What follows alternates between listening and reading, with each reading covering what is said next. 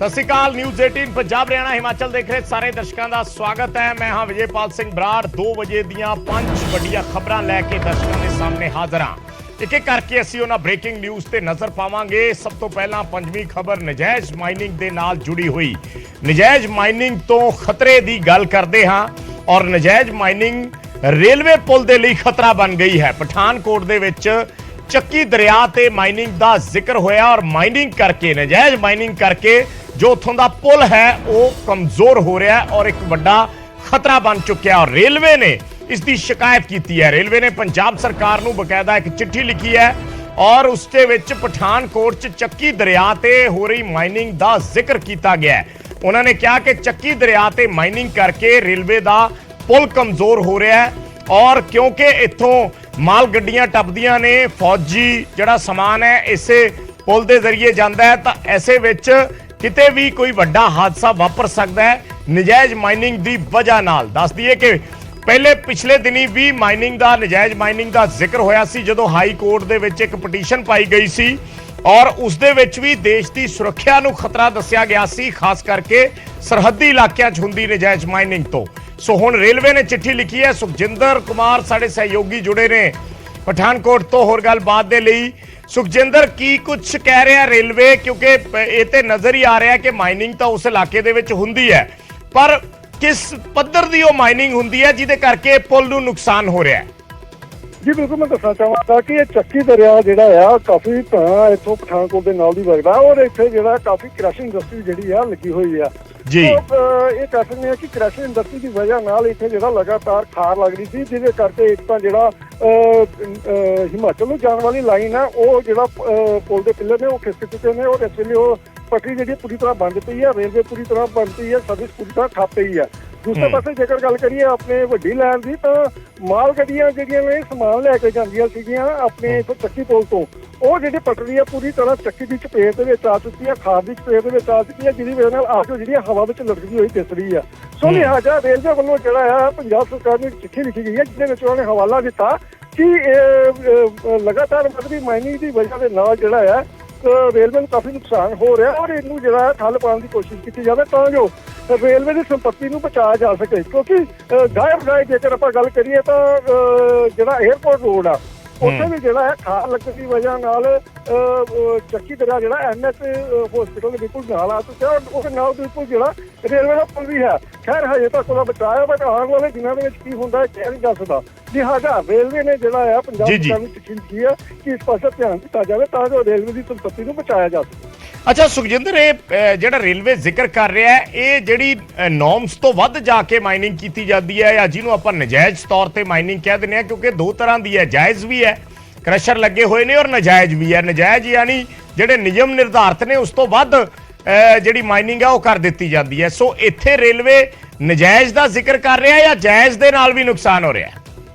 जी बिल्कुल, मैं इत्थे दसना चाहांगा कि जिहड़ा पंजाब के क्रैशर ने जिहड़े पंजाब के क्रैशर ने वो तो इधरले पासे बंद पे ने, पर हिमाचल के क्रैशर जिहड़े ने वो बड़ी तादाद दे विच लगे हुए ने जिथे जिहड़ी है लगातार माइनिंग जिहड़ी हो रही है, इस वेले भी हो रही है, जिहदे करके सारा जिहड़ा इंसीडेंट वापरिया है, जिहड़े पुलां नूं खार लगी है या फिर जिहड़ी पटरी हवा दे विच लटक रही है ਉਹਦਾ ਜਿਹੜਾ ਆਪਾਂ ਸਿੱਧਾ ਕਹ ਸਕਦੇ ਹਾਂ ਕਿ ਜਿਹੜੇ ਹਿਮਾਚਲ ਦੇ ਵਿੱਚ ਕ੍ਰੈਸ਼ਰ ਲੱਗੇ ਹੋਏ ਨੇ ਉਹਨਾਂ ਵੱਲੋਂ ਜਿਹੜੀ ਹੈ ਲਗਾਤਾਰ ਮਾਈਨਿੰਗ ਕੀਤੀ ਜਾ ਰਹੀ ਹੈ, ਡੂੰਘਾਈ ਤੱਕ ਮਾਈਨਿੰਗ ਕੀਤੀ ਜਾ ਰਹੀ ਹੈ, ਜਿਹਦੇ ਕਰਕੇ ਸਾਰਾ ਹਾਦਸਾ ਜਿਹੜਾ ਉਹ ਵਾਪਰਿਆ ਹੈ और पंजाब की इंडस्ट्री ਜਿਹੜੀ ਉਸ ਨੂੰ ਪੂਰੀ ਤਰ੍ਹਾਂ ਬੰਦ ਪਈ ਹੈ। इस बाबत फिर रेलवे ने हिमाचल सरकार को भी कुछ लिखा है?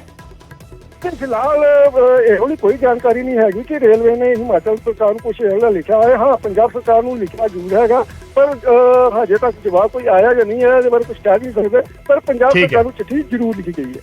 ठीक है, धन्यवाद सुखजिंदर इस जानकारी दे लई। तां माइनिंग नूं लैके पुल कमजोर हो रहा और हुण रेलवे ने चिट्ठी लिखी है पंजाब सरकार नूं कि इसका कोई हल कढ़िया जाए, इसका इंतजाम किया जाए, क्योंकि माल गड्डियां लंघदियां ने ते दिनों दिन ये वध रही माइनिंग जिहड़ी आ उसदे लई खतरा बनती जा रही है।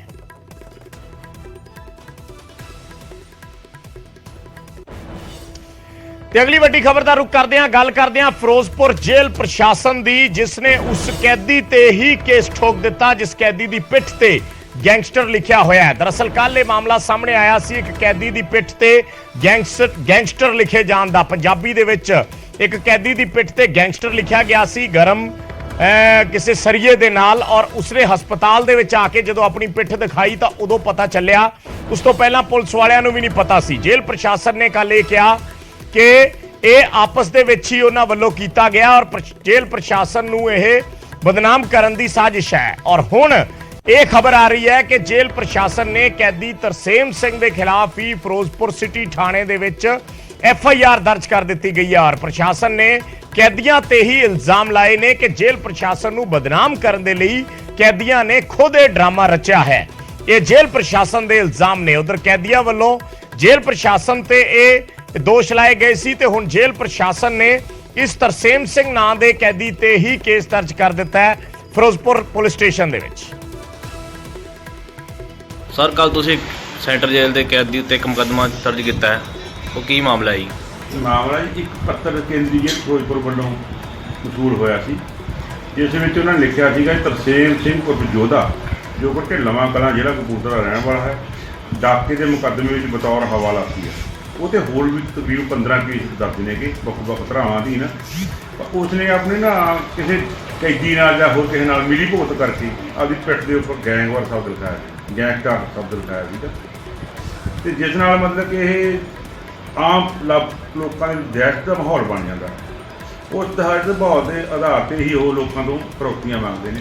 ਇਸ ਕਰਕੇ ਅਸੀਂ ਉਸ ਨੂੰ ਮੁੱਖ ਰੱਖਦੇ ਹੋਏ ਇਹਦੇ ਖਿਲਾਫ ਜਿਹੜੀ ਹੈ ਮੁਕੱਦਮਾ ਦਰਜ ਕੀਤਾ। ਇਸ ਤੋਂ ਪਹਿਲਾਂ ਇਸ ਤੱਕ ਕਿਹੜੇ ਮੁਕੱਦਮੇ ਦਰਜ ਨੇ? ਇਹਦੇ ਹੋਰ ਵੱਖੋ-ਵੱਖ ਧਾਰਾਵਾਂ ਦੇ ਵੱਖੋ-ਵੱਖ ਜ਼ਿਲ੍ਹਿਆਂ ਦੇ ਵਿੱਚ ਮੁਕੱਦਮੇ ਦਰਜ ਨੇ। ਕਪੂਰਥਲੇ ਰਹਿਣ ਕੋਲ ਕਿੰਨੇ ਨੇ? 15 ਜੀ। ਤਾਂ ਮਨਦੀਪ ਕੁਮਾਰ ਸਾਡੇ ਸਹਿਯੋਗੀ ਜੁੜੇ ਨੇ ਫਿਰੋਜ਼ਪੁਰ ਤੋਂ ਹੋਰ ਜਾਣਕਾਰੀ ਦੇ ਲਈ। ਮਨਦੀਪ, ਪੁਲਿਸ ਨੇ ਕੇਸ ਦਰਜ ਕਰ ਦਿੱਤਾ ਹੈ, ਕੈਦੀ ਕਹਿ ਰਹੇ ਆ ਸਾਡੇ ਨਾਲ ਧੱਕਾ ਹੋਇਆ, ਜੇਲ੍ਹ ਪ੍ਰਸ਼ਾਸਨ ਕਹਿ ਰਿਹਾ ਕਿ ਇਹ ਬਦਨਾਮ ਕਰਨ ਦੀ ਸਾਜ਼ਿਸ਼ ਹੈ। ਜੇਲ੍ਹ ਪ੍ਰਸ਼ਾਸਨ ਨੂੰ ਅਸਲ ਦੇ ਵਿੱਚ ਕੀ ਕਹਾਣੀ ਕੀ ਹੈ? ਜੀ ਵਿਜੇ, ਜੇ ਗੱਲ ਕਰੀਏ ਤੇ ਜਿਹੜਾ DIG ਕੇਂਦਰੀ ਜੇਲ੍ਹ ਫਿਰੋਜ਼ਪੁਰ ਤਜਿੰਦਰ ਸਿੰਘ, ਉਹਨਾਂ ਨੇ ਦੱਸਿਆ ਕਿ ਇਹ ਜਿਹੜਾ ਮਾਮਲਾ 10 ਤਰੀਕ ਦਾ ਮਾਮਲਾ ਹੈ ਔਰ ਇਹਨਾਂ ਦੀ ਆਪਸ 'ਚ ਲੜਾਈ ਹੋਈ ਸੀ ਤੇ ਇਹਨਾਂ ਦੀ ਬੈਰਕ ਨੂੰ ਵੱਖਰੇ ਕਰ ਦਿੱਤਾ ਗਿਆ ਸੀ ਬੈਰਕ ਵਿੱਚੋਂ। ਔਰ ਇਸ ਨੂੰ ਲੈ ਕੇ ਉਸ ਤੋਂ ਬਾਅਦ ਇਹਨਾਂ ਨੇ ਹੀ ਆਪਣੇ ਸਾਥੀ ਦੇ ਕੋਲੋਂ ਇਹ ਸ਼ਬਦ ਜਿਹੜਾ ਲਿਖਵਾਇਆ ਜੇਲ੍ਹ ਦੇ ਵਿੱਚ। ਔਰ ਉਸ ਤੋਂ ਬਾਅਦ ਜਦੋਂ ਇਹ ਮਾਮਲਾ ਉਹਨਾਂ ਦੇ ਸਾਹਮਣੇ ਆ ਗਿਆ ਸੀ, ਉਸ ਤੋਂ ਬਾਅਦ ਉਹਨਾਂ ਨੇ ਇਹਨਾਂ ਦੋਨਾਂ ਨੇ ਜਿਹੜਾ ਮਾਫੀ ਮੰਗ ਲਈ ਸੀ ਜੇਲ੍ਹ ਪ੍ਰਸ਼ਾਸਨ ਦੇ ਕੋਲੋਂ। ਮਗਰ ਹੁਣ ਇੱਕ ਵਾਰ ਫਿਰ ਜਦੋਂ ਕੁਝ ਦਿਨ ਬਾਅਦ ਇਹਨਾਂ ਨੂੰ ਕਪੂਰਥਲਾ ਦੀ ਅਦਾਲਤ ਦੇ ਵਿੱਚ ਪੇਸ਼ ਕੀਤਾ ਜਾਂਦਾ ਤੇ ਉਦੋਂ ਇਹ ਸਾਰਾ ਮਾਮਲਾ ਸਾਹਮਣੇ ਆਉਂਦਾ ਔਰ ਇੱਕ ਵਾਰ ਫਿਰ ਜਿਹੜਾ ਹੈ ਮਾਨਯੋਗ ਅਦਾਲਤ ਜਿਹੜਾ ਮੈਡੀਕਲ ਕਰਵਾਉਣ ਦੇ ਲਈ ਹੁਕਮ ਜਾਰੀ ਕਰਦੀ ਹੈ। ਔਰ ਜਦੋਂ ਇਸ ਦੀ ਸ਼ਰਟ ਉਤਾਰੀ ਜਾਂਦੀ ਹੈ ਤੇ ਸਭ ਤੋਂ ਪਤਾ ਚੱਲਦਾ ਹੈ ਕਿ ਇਸ ਦੀ ਪਿੱਠ ਦੇ ਉੱਪਰ ਗਰਮ ਸਰੀਏ ਦੇ ਨਾਲ ਗੈਂਗਸਟਰ ਲਿਖਿਆ ਹੋਇਆ ਹੈ। ਔਰ ਕਿਤੇ ਨਾ ਕਿਤੇ ਵੱਡਾ ਸਵਾਲ ਇਹ ਹੈ ਕਿ ਹੁਣ 15 ਮਾਮਲਿਆਂ ਤੋਂ ਬਾਅਦ ਇੱਕ ਮਾਮਲਾ ਹੋਰ ਇਹਦੇ ਉੱਪਰ ਦਰਜ ਕਰ ਲਿੱਤਾ ਗਿਆ, ਕਿਉਂਕਿ ਜੇਲ੍ਹ ਪ੍ਰਸ਼ਾਸਨ ਜਿਹੜੇ ਕੇਂਦਰੀ ਜੇਲ੍ਹ ਫਿਰੋਜ਼ਪੁਰ ਦੇ ਸੁਪਰਡੈਂਟ ਨੇ, ਉਹਨਾਂ ਲਿਖਤੀ ਸ਼ਿਕਾਇਤ ਦਿੱਤੀ ਹੈ ਥਾਣਾ ਸਿਟੀ ਦੇ ਵਿੱਚ ਕਿ ਇਹ ਜਿਹੜਾ ਹੈ ਸਾਰਾ ਦਾ ਸਾਰਾ ਜੇਲ੍ਹ ਪ੍ਰਸ਼ਾਸਨ ਨੂੰ ਜਿਹੜਾ ਬਦਨਾਮ ਕਰਨ ਦੇ ਲਈ ਜਿਹੜਾ ਹੈ ਇਹ ਇਹਨਾਂ ਵੱਲੋਂ ਹੀ ਆਰੋਪੀਆਂ ਵੱਲੋਂ ਹੀ ਜਿਹੜਾ ਇਹ ਕਾਰਵਾਈ ਕੀਤੀ ਗਈ ਹੈ। ਉਸ ਤੋਂ ਬਾਅਦ ਹੁਣ ਜਿਹੜਾ ਥਾਣਾ ਸਿਟੀ ਦੇ ਵਿੱਚ ਵੀ ਇੱਕ ਮਾਮਲਾ ਹੋਰ ਦਰਜ ਕਰ ਲਈ ਦਿੱਤਾ ਗਿਆ ਤਰਸੇਮ ਸਿੰਘ ਦੇ ਉੱਪਰ। ਪਰ ਕਿਤੇ ਨਾ ਕਿਤੇ ਸਵਾਲ ਇਹ ਆਪਣੇ ਆਪ 'ਚ ਬੜੇ ਵੱਡੇ ਖੜੇ ਹੋ ਰਹੇ ਆ ਕਿ ਜੇਕਰ 10 ਤਰੀਕ ਨੂੰ ਇਹ ਵਾਰਦਾਤ ਹੋਈ ਸੀ ਜਾਂ ਇਹ ਕਾਰਵਾਈ ਹੋਈ ਸੀ ਤਾਂ ਉਸ ਤੋਂ ਬਾਅਦ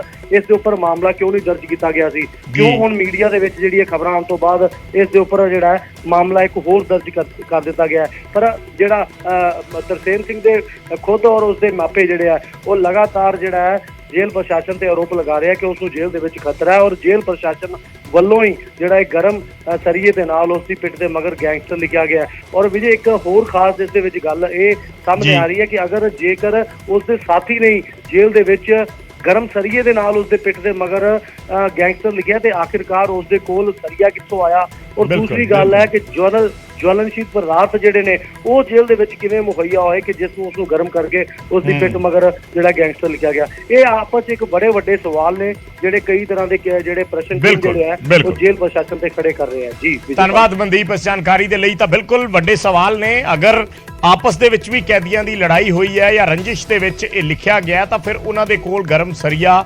ਕਿੱਥੋਂ ਆਇਆ? ਇਹ ਸੁਰੱਖਿਆ ਦੇ ਨਾਲ ਜੁੜਿਆ ਮਾਮਲਾ ਵੀ ਹੈ, ਕਿਉਂਕਿ ਅਗਰ ਉਹ ਪਿੱਠ ਤੇ ਲਿਖ ਸਕਦੇ ਨੇ ਤਾਂ ਕਿਸੇ ਨੂੰ ਹੋਰ ਜਾਨੀ ਨੁਕਸਾਨ ਵੀ ਪਹੁੰਚਾ ਸਕਦੇ ਸੀ।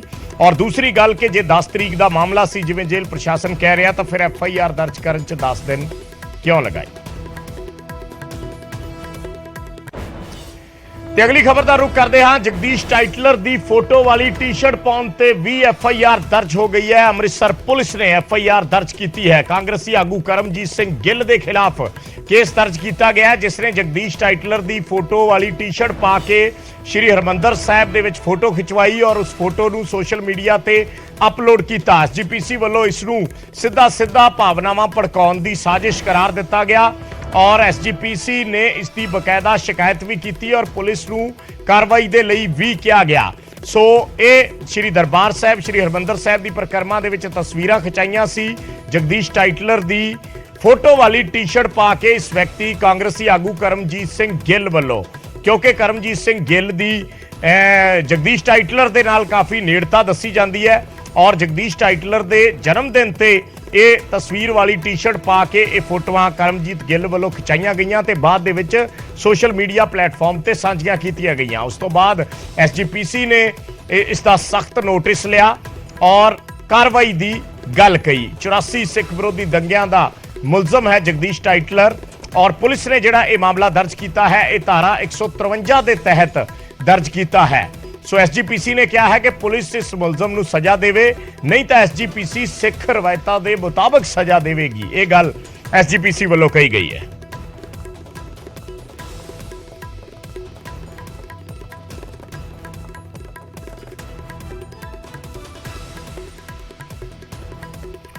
ਸੋ SGPC ਵੱਲੋਂ ਇਸ ਮਾਮਲੇ ਦਾ ਸਖਤ ਨੋਟਿਸ ਲਿਆ ਗਿਆ। ਪੁਲਿਸ ਨੇ ਮਾਮਲਾ ਦਰਜ ਕਰ ਲਿਆ। ਧਾਰਾ 153 ਦੇ ਤਹਿਤ ਫਿਲਹਾਲ ਜਿਹੜਾ ਹੈ ਇਹ ਮਾਮਲਾ ਦਰਜ ਕੀਤਾ ਗਿਆ ਹੈ। ਜਗਦੀਸ਼ ਟਾਈਟਲਰ ਦੀ ਫੋਟੋ ਪਾ ਕੇ ਇਸ ਵਿਅਕਤੀ ਵੱਲੋਂ ਫੋਟੋ ਵਾਲੀ ਟੀ-ਸ਼ਰਟ ਪਾ ਕੇ ਇਸ ਵਿਅਕਤੀ ਵੱਲੋਂ ਸ਼੍ਰੀ ਹਰਮੰਦਰ ਸਾਹਿਬ ਦੇ ਵਿੱਚ ਤਸਵੀਰ ਖਿਚਾਈ ਗਈ ਸੀ ਔਰ CCTV ਤਸਵੀਰਾਂ ਵੀ ਸਾਹਮਣੇ ਆਈਆਂ ਸੀ ਜਿੱਥੇ ਇਹ ਆਮ ਸ਼ਰਟ ਦੇ ਵਿੱਚ ਪਹੁੰਚਦਾ ਹੈ ਪਰ ਉੱਥੇ ਤਸਵੀਰ ਖਿਚਾਉਣ ਤੋਂ ਪਹਿਲਾਂ ਇਹ ਕੱਪੜੇ ਬਦਲਦਾ ਹੈ, ਟੀ-ਸ਼ਰਟ ਪਾਉਂਦਾ ਹੈ ਤੇ ਫਿਰ ਇਹ ਤਸਵੀਰ ਖਿਚਾਉਂਦਾ ਹੈ। ਇਹ ਵੀ CCTV ਤਸਵੀਰਾਂ ਦੇ ਵਿੱਚ ਸਾਫ਼ ਹੋ ਗਿਆ ਸੀ। ਤੇ ਸਾਡੇ ਹਰਮੰਦਰ ਸਾਹਿਬ ਦੀ ਨਾਲ ਆ ਰਿਹਾ, ਹਰਮੰਦਰ ਸਾਹਿਬ ਆ ਰਿਹਾ ਨਾਲ ਤਸਵੀਰ 'ਚ। ਇਹ ਸ਼ਖਸ ਜਿਹੜਾ ਉਹ ਆਟਾ ਮੰਡੀ ਸਾਈਡ ਇਸ਼ਨਾਨ ਕਰਦਾ ਕੱਪੜੇ ਲਾ ਕੇ, ਉਸ ਸਮੇਂ ਇਹਨੇ ਕੱਪੜੇ ਹੋਰ ਪਾਏ ਨੇ। ਉਸ ਤੋਂ ਬਾਅਦ ਇਹਨੇ ਟੀ-ਸ਼ਰਟ ਪਾ ਕੇ ਫੋਟੋ ਖਿਚਾਈ ਆ। ਉਸ ਤੋਂ ਬਾਅਦ ਫਿਰ ਇਹਨੇ ਦੂਜੀ ਕਮੀਜ਼ ਪਾ ਲਈ ਉੱਤੋਂ ਦੀ। ਇਹ ਸ਼ਖਸ ਜਗਦੀਸ਼ ਟਾਈਟਲਰ ਦਾ ਜਿਹੜਾ ਚੇਲਾ ਬਣਦਾ ਆ ਸਿੱਖਾਂ ਦੀ, ਸਾਡੇ ਵੱਲੋਂ ਇਸ ਪੂਰੀ ਕੌਮ ਵਾਲਿਆਂ ਨੂੰ ਚੇਤਾਵਨੀ ਆ ਕਿ ਇਹ ਅਜਿਹੀਆਂ ਹਰਕਤਾਂ ਬੰਦ ਕਰ ਦੇ। ਜੇ ਸਾਨੂੰ ਮਜਬੂਰ ਕੀਤਾ ਗਿਆ ਤਾਂ ਅਸੀਂ ਆਪਣੇ ਕਾਨੂੰਨ ਹੱਥਾਂ ਜਾਪ ਲਵਾਂਗੇ ਤੇ ਇਹਦੇ ਖਿਲਾਫ ਜੋ ਕਾਰਵਾਈ ਬਣਦੀ ਫਿਰ ਜੋ ਸਿੱਖ ਰਵਾਇਤਾਂ ਅਨੁਸਾਰ ਉਹ ਕਰਾਂਗੇ। ਜਗਦੀਸ਼ ਟਾਈਟਲ ਦੀ ਕੋਈ ਵਿਅਕਤੀ ਟੀ-ਸ਼ਰਟ ਪਾ ਕੇ ਜਿਹੜਾ ਸ਼੍ਰੀ ਦਰਬਾਰ ਸਾਹਿਬ ਪਹੁੰਚਿਆ ਹੈ ਉਹਦੀ ਮੈਂ ਪਹਿਲਾਂ ਤਾਂ ਨਿਖੇਧੀ ਕਰਦਾ ਕਿ ਐਸੀਆਂ ਘਟਨਾ ਨਹੀਂ ਵਾਪਰਨੀਆਂ ਚਾਹੀਦੀਆਂ ਪੰਜਾਬ ਵਿੱਚ। ਕਿਸੇ ਵੀ ਧਰਮ, ਚਾਹੇ ਸਾਡਾ ਸਿੱਖ ਧਰਮ ਹੈ, ਚਾਹੇ ਹਿੰਦੂ ਧਰਮ ਹੈ, ਚਾਹੇ ਕੋਈ ਮੁਸਲਮਾਨ ਧਰਮ ਹੈ, ਕਿਸੇ ਵੀ ਧਰਮ ਨੂੰ ਠੇਸ ਨਹੀਂ ਪਹੁੰਚਣੀ ਚਾਹੀਦੀ। ਔਰ ਜਿਹੜੀ ਉਸ ਦੀ ਤੁਸੀਂ ਗੱਲ ਕਰ ਰਹੇ ਹੋ ਕਿ ਉਹ ਕਹਿੰਦਾ ਹੈ ਕਿ ਮੈਂ ਕਾਂਗਰਸ ਪਾਰਟੀ ਦਾ SC ਵਿੰਗ ਦਾ ਵਾਈਸ ਚੇਅਰਮੈਨ ਹੈ, ਇਹ ਬਿਲਕੁਲ ਸ਼ਰਾਰਤੀ ਅਨਸਰ ਗਲਤ ਗੱਲ ਕਹਿ ਰਿਹਾ ਹੈ। ਕਿਉਂਕਿ ਬਤੌਰ ਮੈਂ 2015 ਤੋਂ ਮੈਨੂੰ ਕਾਂਗਰਸ ਪਾਰਟੀ ਨੇ ਚੇਅਰਮੈਨ ਥਾਪਿਆ ਹੈ ਔਰ ਮੈਂ ਇਸ ਵਿਅਕਤੀ ਨੂੰ ਜਾਣਦਾ ਤੱਕ ਨਹੀਂ ਹੈ ਔਰ ਨਾ ਸਾਡੇ ਵੱਲੋਂ ਕੋਈ ਡਿਪਾਰਟਮੈਂਟ ਵੱਲੋਂ ਇਸ ਨੂੰ ਲੈਟਰ ਇਸ਼ੂ ਹੋਈ ਹੈ। ਔਰ 2015 ਤੋਂ ਲੈ ਕੇ 2022 ਤੱਕ ਹੁਣ ਵੀ ਜਿਹੜੀ ਚੇਅਰਮੈਨ ਮੈਂ ਵਾਂ ਤੇ ਇਸ ਨੂੰ ਕੋਈ ਅਸੀਂ ਲੈਟਰ ਇਸ਼ੂ ਨਹੀਂ ਕੀਤੀ। ਕਿਉਂ? ਤਾਂ ਇਹ ਕਾਂਗਰਸੀ ਆਗੂ ਇੰਦਰਜੀਤ ਸਿੰਘ ਨੇ ਜਿਹੜੇ ਚੇਅਰਮੈਨ ਨੇ ਕਾਂਗਰਸ ਦੇ SC ਵਿੰਗ ਦੇ ਔਰ ਉਹਨਾਂ ਨੇ ਕਿਹਾ ਕਿ ਕਰਮਜੀਤ ਗਿੱਲ ਜੋ ਆਪਣੇ ਆਪ ਨੂੰ ਵਾਈਸ ਚੇਅਰਮੈਨ ਦੱਸਦਾ ਹੈ ਉਸਦੇ ਕੋਲ ਕੋਈ ਅਹੁਦਾ ਨਹੀਂ ਹੈ ਔਰ ਉਹ ਝੂਠ ਬੋਲ ਰਿਹਾ ਹੈ। ਇਹ ਖੁਦ ਜਿਹੜੇ ਚੇਅਰਮੈਨ ਨੇ ਕਾਂਗਰਸ ਦੇ SC ਵਿੰਗ ਦੇ ਉਹਨਾਂ ਨੇ ਸਪਸ਼ਟ ਕੀਤਾ ਹੈ ਮੀਡੀਆ ਦੇ ਵਿੱਚ ਗੱਲਬਾਤ ਦੇ ਦੌਰਾਨ।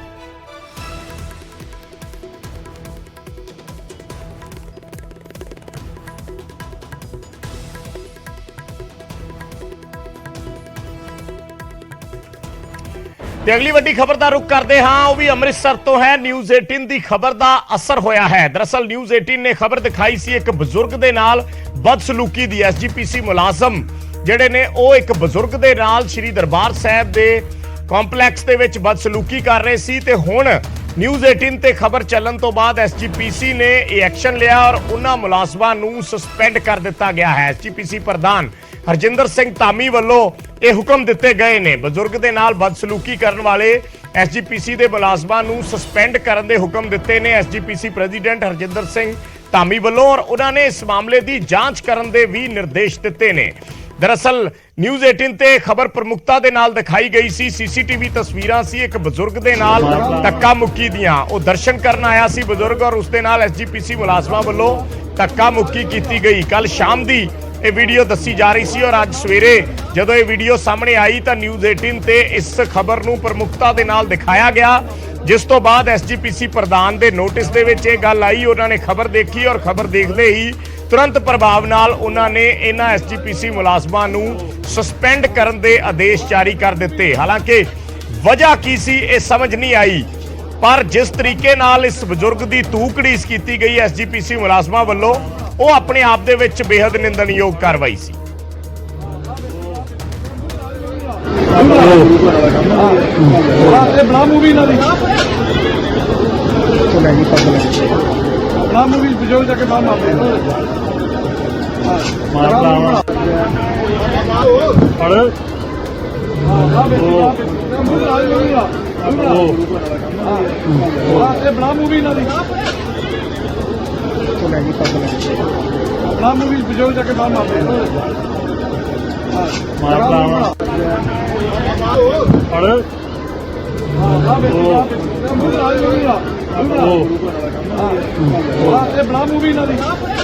ਤਾਂ ਇਹ ਵੀਡੀਓ ਹੈ ਜੋ ਉੱਥੇ ਹੀ ਮੌਜੂਦ ਇੱਕ ਸ਼ਰਧਾਲੂ ਵੱਲੋਂ ਬਣਾਈ ਗਈ ਸੀ ਔਰ ਇਹ ਵੀਡੀਓ ਸਾਹਮਣੇ ਆਉਣ ਤੋਂ ਬਾਅਦ ਨਿਊਜ਼ 18 ਨੇ ਪ੍ਰਮੁਖਤਾ ਦੇ ਨਾਲ ਇਹ ਖਬਰ ਦਿਖਾਈ। ਉਸ ਤੋਂ ਬਾਅਦ ਐਸਜੀਪੀਸੀ ਪ੍ਰਧਾਨ ਦੇ ਧਿਆਨ ਦੇ ਵਿੱਚ ਮਾਮਲਾ ਆਇਆ ਤੇ ਉਹਨਾਂ ਨੇ ਕਾਰਵਾਈ ਕਰਦੇ ਹੋਏ ਇਹਨਾਂ ਐਸਜੀਪੀਸੀ ਮੁਲਾਜ਼ਮਾਂ ਨੂੰ ਜਿਹੜੇ ਇਸ ਬਜ਼ੁਰਗ ਦੀ ਤੂਕੜੀਸ ਕਰ ਰਹੇ ਨੇ, ਇਹਨਾਂ ਨੂੰ ਸਸਪੈਂਡ ਕਰ ਦਿੱਤਾ। ਤੇ ਅਗਲੀ ਖਬਰ ਦਾ ਰੁਖ ਕਰਦੇ ਹਾਂ। ਅਗਲੀ ਖਬਰ ਸਿੱਧੂ ਮੂਸੇਵਾਲਾ ਕਤਲकांड ਦੇ ਨਾਲ ਜੁੜੀ ਹੋਈ ਹੈ। ਵੱਡੀ ਖਬਰ, ਇੱਕ ਵੱਡੀ ਅਪਡੇਟ ਸਿੱਧੂ ਮੂਸੇਵਾਲਾ ਕਤਲकांड ਦੇ ਨਾਲ ਜੁੜੀ ਹੋਈ। ਚਾਰਜ ਸ਼ੀਟ ਪੁਲਿਸ ਨੇ ਤਿਆਰ ਕਰ ਲਈ ਹੈ। ਸਿੱਧੂ ਮੂਸੇਵਾਲਾ ਕਤਲकांड ਦੇ ਵਿੱਚ ਚਾਰਜ ਸ਼ੀਟ ਪੁਲਿਸ ਨੇ ਤਿਆਰ ਕਰ ਲਈ ਹੈ। ਹਾਲਾਂਕਿ ਇਹ ਸੋਰਸਿਸ ਤੋਂ ਖਬਰਾਂ ਨੇ ਔਰ ਜਲਦ ਹੀ ਪੁਲਿਸ ਇਸ ਚਾਰਜ ਸ਼ੀਟ ਨੂੰ ਸਬਮਿਟ ਕਰ ਦੇਵੇਗੀ, ਇਸ ਚਾਰਜ ਸ਼ੀਟ ਨੂੰ ਦਾਖਲ ਕਰ ਦੇਵੇਗੀ ਔਰ ਇਸ ਚਾਰਜ ਸ਼ੀਟ ਦੇ ਵਿੱਚ 15 ਤੋਂ ਵੱਧ ਮੁਲਜ਼ਮਾਂ ਦੇ ਨਾਮ ਸ਼ਾਮਲ ਕੀਤੇ ਗਏ ਨੇ। ਪੁਲਿਸ ਨੇ 15 ਤੋਂ ਵੱਧ ਮੁਲਜ਼ਮਾਂ ਦੇ ਨਾਮ ਸ਼ਾਮਲ ਕੀਤੇ ਨੇ, ਜਿਨ੍ਹਾਂ 'ਚ ਲਾਰੈਂਸ ਬਿਸ਼ਨੋਈ, ਜੱਗੂ ਭਗਵਾਨਪੁਰੀਆ ਸਮੇਤ ਸ਼ੂਟਰਾਂ ਦੇ ਨਾਮ ਨੇ। ਜਿਹੜੇ ਸਿੱਧੇ 6 ਸ਼ੂਟਰਾਂ ਦੇ ਨਾਮ ਸੀ ਉਹ ਤੇ ਹਨ ਹੀ। ਇਸ ਤੋਂ ਇਲਾਵਾ ਜਿਹੜੇ ਕੌਂਸਪੀਰੇਸੀ ਜਿਨ੍ਹਾਂ ਵੱਲੋਂ ਸਾਰੀ ਕੀਤੀ ਗਈ, ਜਿਨ੍ਹਾਂ ਨੇ ਸਾਰੀ ਇਹ ਸਾਜ਼ਿਸ਼ ਰਚੀ, ਉਹਨਾਂ ਦੇ ਵੀ ਨਾਮ ਨੇ। ਪੂਰੀ ਚਾਰਜ ਸ਼ੀਟ ਤਿਆਰ ਹੋ ਚੁੱਕੀ ਹੈ। 15 ਤੋਂ ਵੱਧ ਮੁਲਜ਼ਮਾਂ ਦੇ ਨਾਮ ਨੇ। ਹੁਣ ਦੇਖਣਾ ਹੋਏਗਾ ਪੁਲਿਸ ਕਦੋਂ ਇਹ ਚਾਰਜ ਸ਼ੀਟ ਦਾਖਲ ਕਰਦੀ ਹੈ। ਮਨੋਜ ਰਾਠੀ ਮੇਰੇ ਸਹਿਯੋਗੀ ਜੁੜ ਗਏ ਨੇ ਇਸ ਤੇ ਹੋਰ ਜਾਣਕਾਰੀ ਦੇ ਲਈ, ਹੋਰ ਗੱਲਬਾਤ ਦੇ ਲਈ। ਬੇਸਿਕਲੀ ਮਨੋਜ, ਜਦੋਂ ਵੀ ਚਾਰਜ ਸ਼ੀਟ ਦਾ ਜ਼ਿਕਰ ਆਉਂਦਾ ਹੈ ਤਾਂ ਸਭ ਤੋਂ ਪਹਿਲੀ ਗੱਲ ਉਸ ਦੇ ਵਿੱਚ ਇਹ ਪੁੱਛੀ ਜਾਂਦੀ ਹੈ ਵੀ ਇਸ ਚਾਰਜ ਸ਼ੀਟ 'ਚ ਹੈ ਕੀ ਕੁਝ। ਜੋ ਹੁਣ ਤੱਕ ਪੁਲਿਸ ਨੇ ਇਨਵੈਸਟੀਗੇਸ਼ਨ ਕੀਤੀ ਹੈ, ਚਾਹੇ ਕਿਸੇ ਬੰਦੇ ਨੇ ਕਾਰਾਂ ਮੁਹੱਈਆ ਕਰਵਾਉਣ ਤੋਂ ਲੈ ਕੇ ਸਾਰੀ ਸਾਜ਼ਿਸ਼ ਕਿਵੇਂ ਰਚੀ, ਫਿਰ ਹਥਿਆਰ ਮੁਹੱਈਆ ਕਰਾਏ, ਗੱਡੀਆਂ ਮੁਹੱਈਆ ਕਰਾਈਆਂ, ਫਿਰ ਕਿਵੇਂ ਉਹਨਾਂ ਨੇ ਕਤਲकांड ਨੂੰ ਅੰਜਾਮ ਦਿੱਤਾ, ਕਿਵੇਂ ਉਹ ਭੱਜੇ, ਬਹੁਤ ਕੁਝ ਉਸ ਦੇ ਵਿੱਚ ਗੱਲਾਂ ਬਾਤਾਂ 'ਚ ਹੈ। ਔਰ ਪਿਛਲੇ ਦਿਨੀ ਸਿੱਧੂ ਮੂਸੇਵਾਲਾ ਦੇ ਪਿਤਾ ਬਲਕੌਰ ਸਿੰਘ ਸਿੱਧੂ ਹੋਰਾਂ ਨੇ ਵੀ ਕਾਫੀ ਉਹਨਾਂ ਨੇ ਸੰਕੇਤ ਦਿੱਤੇ ਨੇ ਕਿ ਬਹੁਤ ਸਾਰੇ ਜਿਹੜੇ ਸਿੱਧੂ ਦੇ ਜਾਣਕਾਰ ਨੇ ਉਹ ਵੀ ਇਸ ਮਾਮਲੇ ਦੇ ਵਿੱਚ ਸ਼ਾਮਿਲ ਹੋ ਸਕਦੇ ਨੇ। ਉਹਨਾਂ ਨੇ ਜ਼ਿਕਰ ਕੀਤਾ ਜਿਹੜੇ ਕੋਈ ਸਿੱਧੂ ਦਾ ਨਾਮ ਵਰਤ ਕੇ ਪਿਛਲੇ ਦਿਨਾਂ ਦੇ ਵਿੱਚ, ਚਾਹੇ ਉਹ ਕੋਈ ਸਿਕਿਉਰਿਟੀ ਲੈਣ ਦਾ ਇਸ਼ੂ ਹੋਵੇ ਜਾਂ ਕੋਈ ਵੀ, ਹਾਲਾਂਕਿ ਉਹਨਾਂ ਨੇ ਜਿਹੜੇ ਸਿੱਧੂ ਮੂਸੇਵਾਲਾ ਦੇ ਨਾਲ ਦੋਸਤ ਸੀਗੇ ਉਸ ਮੌਕੇ ਤੇ ਉਹਨਾਂ ਦਾ ਜ਼ਿਕਰ ਨਹੀਂ ਕੀਤਾ। ਉਹਨਾਂ ਨੇ ਕਿਹਾ ਕਿ ਸਾਨੂੰ ਕਿਸੇ ਤਰ੍ਹਾਂ ਦਾ ਕੋਈ ਸ਼ੱਕ ਸ਼ੁਬਾ ਨਹੀਂ ਹੈ, ਉਹ ਸਾਡੇ ਕਰੀਬੀ ਨੇ, ਪਰ ਹੋਰ ਬਹੁਤ ਜ਼ਿਕਰ ਉਹਨਾਂ ਵੱਲੋਂ ਕੀਤੇ ਗਏ। ਸੋ ਚਾਰਜ ਸ਼ੀਟ ਬੜੀ ਇੰਪੋਰਟੈਂਟ ਹੋ ਜਾਂਦੀ ਹੈ। ਕੀ ਕੁਝ ਆਪਾਂ ਕਿਸ ਲਿਹਾਜ਼ ਨਾਲ ਫਿਲਹਾਲ ਇਸ ਚਾਰਜ ਸ਼ੀਟ ਨੂੰ ਦੇਖ ਸਕਦੇ ਹਾਂ?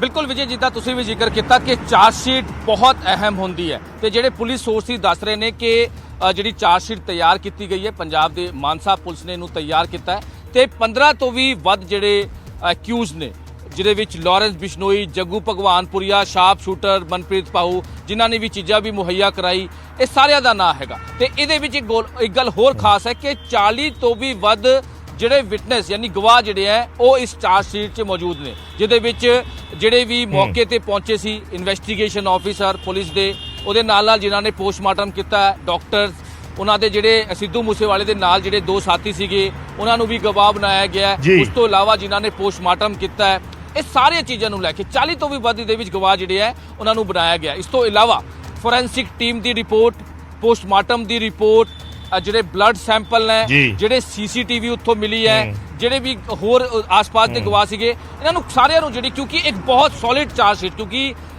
ਜਿੱਦਾਂ ਤੁਸੀਂ ਵੀ ਜ਼ਿਕਰ ਕੀਤਾ ਵਿਜੇ ਕਿ ਜਿਹੜੀ ਚਾਰਜ ਸ਼ੀਟ ਹੁੰਦੀ ਹੈ ਉਹਦੇ ਵਿੱਚ ਸਟਾਰਟਿੰਗ ਤੋਂ ਲੈ ਕੇ ਕਿਸ ਤਰ੍ਹਾਂ ਇਹ ਕ੍ਰੀਏਟ ਸੀਨ ਹੋਇਆ, ਕਿਸ ਤਰ੍ਹਾਂ ਵਾਰਦਾਤ ਹੋਈ, ਕਿਸ ਤਰ੍ਹਾਂ ਵਾਰਦਾਤ ਨੂੰ ਅੰਜਾਮ ਦਿੱਤਾ, ਕਿਹੜੀ ਗੱਡੀ ਯੂਜ਼ ਹੋਈ, ਕਿਹੜੇ ਸ਼ਾਰਪ ਸ਼ੂਟਰ ਨੇ ਗੋਲੀ ਚਲਾਈ, ਕਿਹੜੇ ਸ਼ਾਰਪ ਸ਼ੂਟਰ ਨੇ ਸਭ ਤੋਂ ਪਹਿਲਾਂ ਗੋਲੀ ਚਲਾਈ, ਕਿਹਦੇ ਕਹਿਣ ਤੇ, ਇਹ ਸਾਰੀ, ਕਿਉਂਕਿ ਇਹ ਸਾਰੀ ਇਨਵੈਸਟੀਗੇਸ਼ਨ ਦਾ ਪਾਰਟ ਹੈ। ਇਹ ਲੋਕਲ ਪੁਲਿਸ ਦੇ ਨਾਲ ਨਾਲ ਜਿਹੜੀ ਐਂਟੀ ਗੈਂਗਸਟਰ ਟੀਮ ਵੀ, ਹੋਰ ਵੀ ਜਿਹੜੀ ਡਿਸਟ੍ਰਿਕਟ ਆਪਰੇਸ਼ਨ ਇਹਦੇ ਵਿੱਚ ਕੰਮ ਕਰ ਰਿਹਾ ਸੀਗਾ, ਉਹਨਾਂ ਨੂੰ ਸਾਰਿਆਂ ਨੂੰ ਜਿਹੜੇ ਐਕਿਊਜ਼ ਫੜੇ ਗਏ ਨੇ, ਕਰੀਬ 15 ਤੋਂ ਵੀ ਵੱਧ ਜਿਹੜੇ ਗੈਂਗਸਟਰ ਦੇ ਨਾਲ ਨਾਲ ਜਿਹੜੇ ਸ਼ਾਰਪ ਸ਼ੂਟਰ ਨੇ, ਹੋਰ ਜਿਹੜੇ ਜੇਲ੍ਹਾਂ 'ਚ ਬੰਦ ਨੇ, ਮਨਮੋਹਨ ਮੋਨਾ ਦੀ ਅਸੀਂ ਗੱਲ ਕਰ ਲਈਏ, ਸਿਰਾਜ ਮਿੰਟੂ ਦੀ ਗੱਲ ਕਰ ਲਈਏ, ਜਿਹੜੇ ਵੀ ਜੇਲ੍ਹਾਂ 'ਚ ਬੰਦ ਜਿਨ੍ਹਾਂ ਨੂੰ ਲੈ ਕੇ ਆਇਆ ਗਿਆ ਸੀ ਪ੍ਰੋਡਕਸ਼ਨ ਵਾਰੰਟ ਤੇ, ਜਿਨ੍ਹਾਂ ਨੇ ਕਰੋਲਾ ਗੱਡੀ ਜਿਹਨੇ ਪ੍ਰੋਵਾਈਡ ਕਰਾਈ ਜਾਂ ਫਿਰ ਬੁਲੈਰੋ ਗੱਡੀ ਜਿਹਨੇ ਪ੍ਰੋਵਾਈਡ ਕਰੀ, ਜਾਂ ਫਿਰ ਹੋਰ ਜਿਹੜੇ ਹਥਿਆਰਾਂ ਦੀ ਸਪਲਾਈ ਦੀ ਅਸੀਂ ਗੱਲ ਕਰ ਲਈਏ, ਪ੍ਰੇਵੇਦ ਫੌਜੀ ਦੇ ਨਾਲ ਨਾਲ ਹੋਰ ਜਿਹੜੇ ਵੀ ਲੋਕ ਇਹਦੇ ਵਿੱਚ ਸ਼ਾਮਿਲ ਨੇ, ਉਹਨਾਂ ਨੂੰ ਸਾਰਿਆਂ ਨੂੰ ਐਕਿਊਜ਼ ਜਿਹੜਾ ਹੈ ਉਹ ਬਣਾਇਆ ਗਿਆ। ਚਾਰਜ ਸ਼ੀਟ ਜਿਹੜੇ ਲੀਗਲੀ ਇਹਨਾਂ ਦੀ ਪੁਲਿਸ ਦੀ ਹੁੰਦੀ ਹੈ, ਜਿੱਦਾਂ ਆਮ ਤੌਰ ਤੇ ਇਹ 90 ਦਿਨ ਦੇ ਅੰਦਰ ਵਿਜੇ ਪੇਸ਼ ਕਰਨੀ ਹੁੰਦੀ ਚਾਰਜ ਸ਼ੀਟ, ਤੇ ਜਿਹੜੇ ਪੁਲਿਸ ਸੋਰਸਿਸ ਦੱਸ ਰਹੇ ਕਿ ਨੈਕਸਟ ਵੀਕ ਇਹ ਜਿਹੜੀ ਚਾਰਜ ਸ਼ੀਟ ਹੈ ਉਹ ਪੇਸ਼ ਕਰ ਦਿੱਤੀ ਜਾਏਗੀ। ਤੇ ਬਹੁਤ ਕਹਿ ਸਕਦੇ ਕਿ ਜਿਹੜੀ ਸਿੱਧੂ ਮੂਸੇਵਾਲੇ ਦੀ ਇਹ ਚਾਰਜ ਸ਼ੀਟ ਤਿਆਰ ਕੀਤੀ ਗਈ ਹੈ, ਉਹਦੇ ਵਿੱਚ ਸਟਾਰਟਿੰਗ ਤੋਂ ਲੈ ਕੇ ਜਿਹੜੀ ਵੀ ਚੀਜ਼ਾਂ ਹੋਈ ਹੈ, ਜਿਹੜੇ ਵੀ ਐਕਿਊਜ਼ਡ ਹੋਏ ਹੈ, ਜਿਨ੍ਹਾਂ ਨੇ ਵੀ ਚੀਜ਼ਾਂ ਮੁਹੱਈਆ ਕਰਾਈ ਹੈ, ਉਹ ਸਾਰਿਆਂ ਦੇ ਇਹਦੇ ਵਿੱਚ ਨਾਂ ਦਿੱਤੇ ਗਏ ਨੇ ਕਿ ਕਿਸ ਤਰ੍ਹਾਂ ਇਹ ਸਾਰੀ ਚੀਜ਼ਾਂ ਹੋਈਆਂ, ਕਿਹੜੇ ਗੈਂਗਸਟਰ ਦੀ ਕਿਹਦੇ ਨਾਲ ਗੱਲ ਹੋਈ ਹੈ,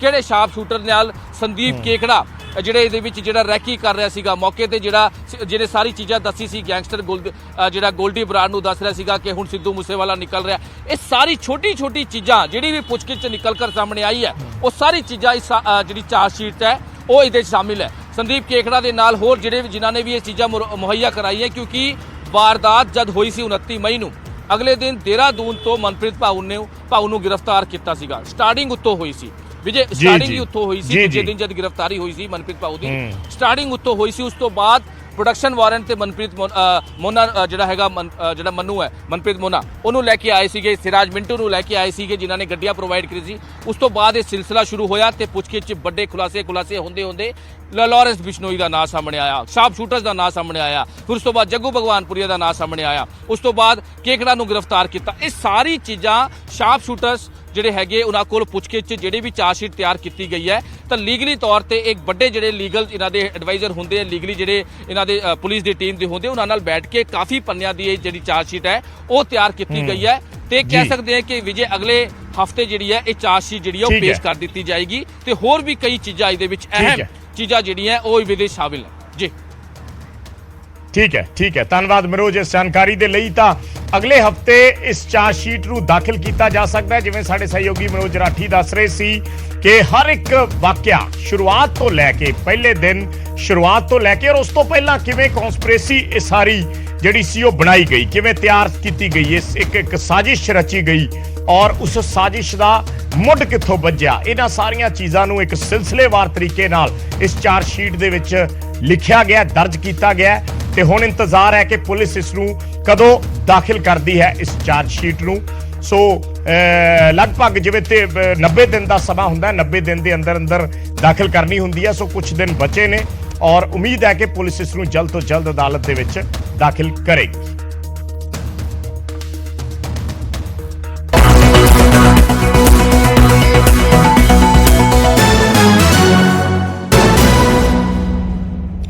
ਤੇ ਇੱਕ ਹੋਰ ਵੱਡੀ ਖਬਰ ਆ ਰਹੀ ਹੈ, ਵੇਰਕਾ ਨੇ ਵੀ ਪੰਜਾਬ ਦੇ ਵਿੱਚ ਦੁੱਧ ਦੇ ਰੇਟ ਵਧਾ ਦਿੱਤੇ ਨੇ। ਦੁੱਧ ਦੇ ਰੇਟਾਂ ਦੇ ਵਿੱਚ ਇਜ਼ਾਫਾ ਕਰ ਦਿੱਤਾ ਗਿਆ ਹੈ ਔਰ ਪੰਜਾਬ 'ਚ ਵੇਰਕਾ ਦਾ ਦੁੱਧ ਵੀ ਹੁਣ 2 ਰੁਪਏ ਪ੍ਰਤੀ ਲੀਟਰ ਭਾਅ ਵਧਾ ਦਿੱਤਾ ਗਿਆ ਹੈ। ਕੱਲ ਤੋਂ ਨਵੇਂ ਰੇਟ ਲਾਗੂ ਹੋ ਜਾਣਗੇ।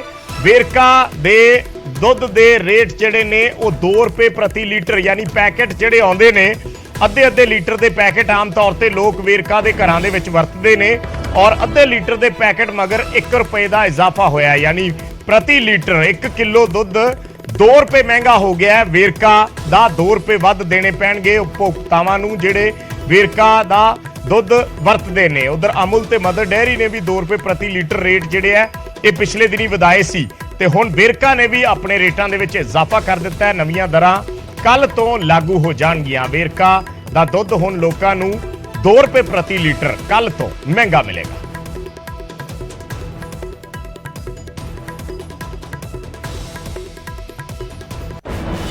एक छोटा सा ब्रेक, जल्दी वापस आने हैं।